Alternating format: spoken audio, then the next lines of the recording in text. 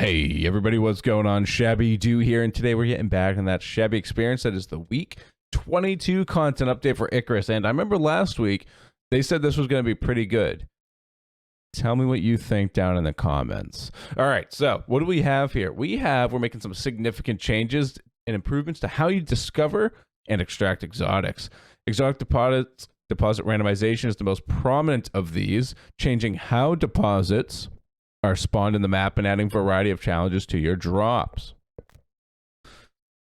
To complement this change, we are improving our scanning and extraction systems with tier 3 and 4 radars and extractors, and new workshop radars and extractors for high-end prospectors. This work helps lay further foundations for us to improve the late game and the entire exotics loop. So it's interesting. It's something that we just need to discuss and approach with a delicate touch. Efforts in this direction will be carefully rolled out in updates like this so we can test and adjust our changes as we go. We have many different activities going on, such as balancing work, new content, future DLC plans and optimizations, multiplayer improvements, all at the same time, but with different cadences. They don't always line up exactly with our update schedule, so we may need to tweak some contents in the future.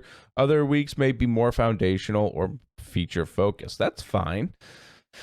That makes perfect sense. So what does this mean? We've got randomized exotic deposits. So obviously randomization can only go so far. So it means it's probably going to be like between, I don't know, 3 options per mission? Let's see. Previously, exotic matter spawned locations had been fixed and consistent, but this is changing. The location of exotic deposits is now randomized, and you'll have to scan to find them afresh each drop. Each prospect will have a selection of potential exotic spawning points, but which ones will be active will be randomized and different each time you drop in. This makes exotics difficult to map and will encourage you to scout and discover rather than memorizing. We will monitor the impact of this change as the increase in difficulty requires fine balancing, so keep providing your feedback and experience to us on this feature upvote. So, man, I don't know. I like the idea behind it. It adds a different variety to the game. It actually makes the scanner useful again. I mean, it was worthless before. You could just go online and look them up. But depending how many nodes there are, people are still most likely going to just walk around and look. So with the static system, players could learn exactly what deposits are for each prospect and then circumvent a bunch of gameplay loops, beelining it straight to the deposit. As a result, we found many players weren't engaging with the radar scanning system to locate deposits because they already knew who they were. Yeah, who wants to use composites to find exotics? How ridiculous. Getting all the way to electric furnace and processing just to build one. So now with the spawning randomly at a number of potential locations, players will need to engage with the radar mechanics in order to locate them, which has knockoff effects such as encouraging players to establish a base and get geared up first.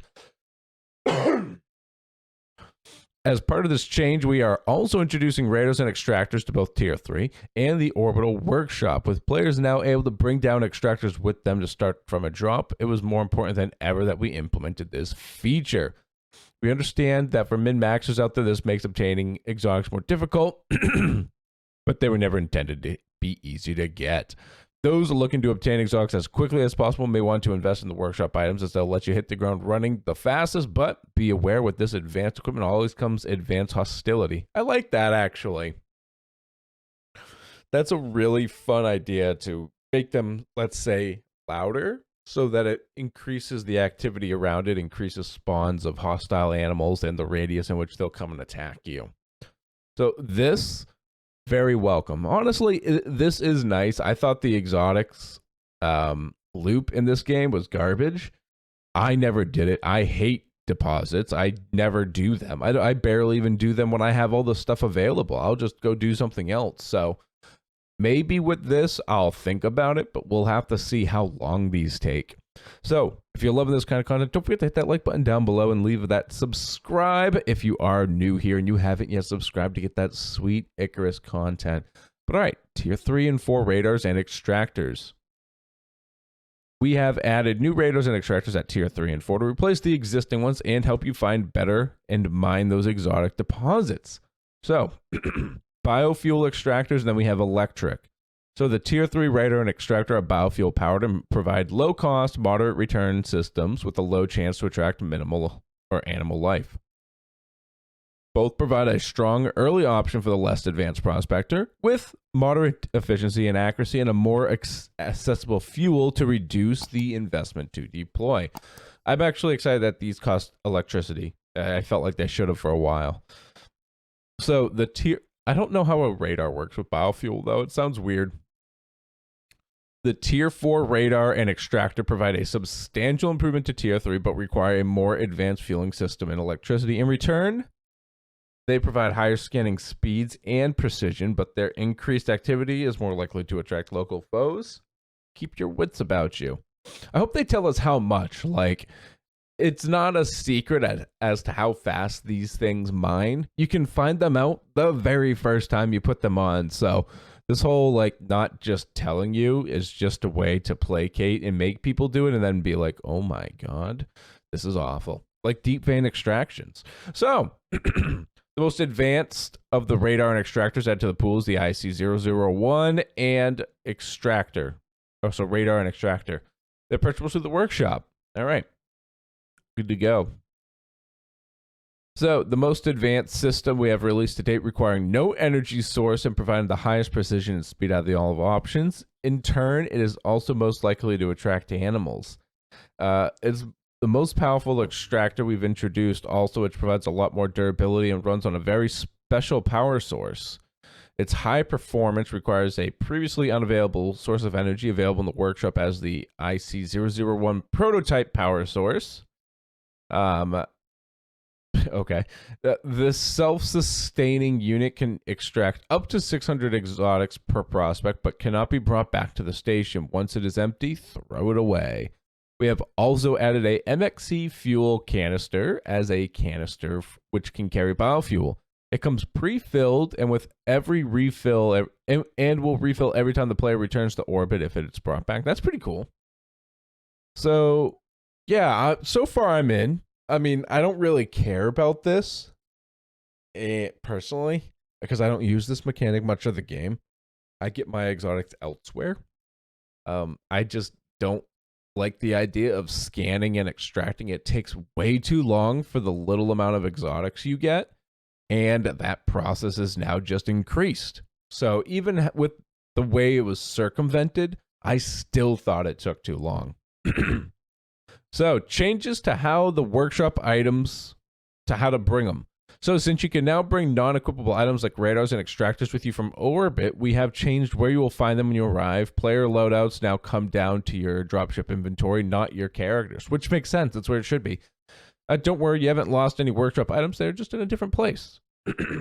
That's a lie. I lost like 1,000 exotics and a shit ton of Ren worth of items last week in your last update. So let's see.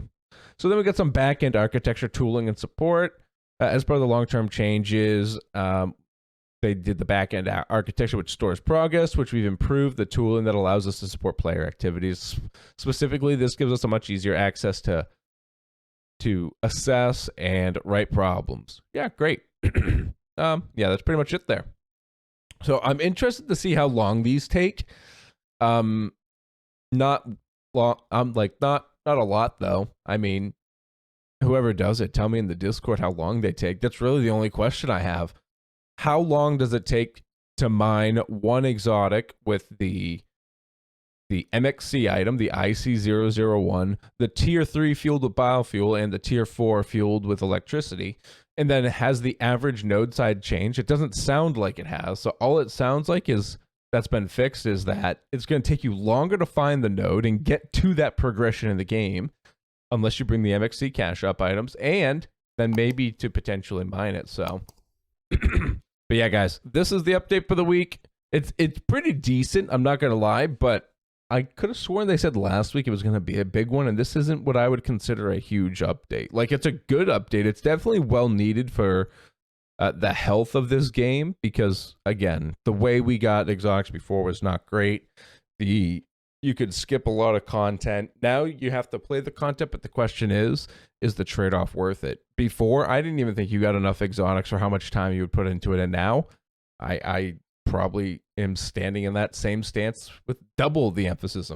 But all right, guys, I'm going to wrap this up here. If you're liking the exotic extraction update, let me hit that like button down below. Don't forget to comment telling me what you think of this so far.